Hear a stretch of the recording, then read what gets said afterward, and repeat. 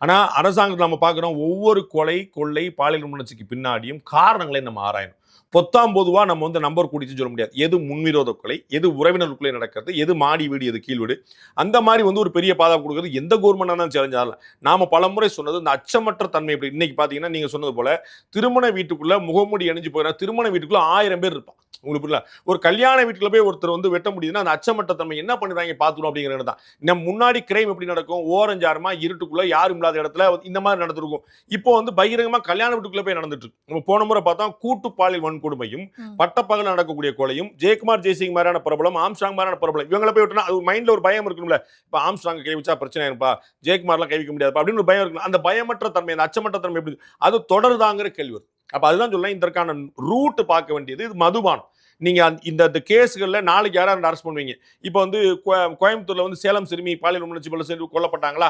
அந்த அந்த அந்த குழந்தைக்கான நேரம் துயரத்துக்கு 2 பேர் கைது செய்யப்பட்டாங்களா? அவர்களுக்கு முதல்ல இந்த டெஸ்ட் நடத்தணும்.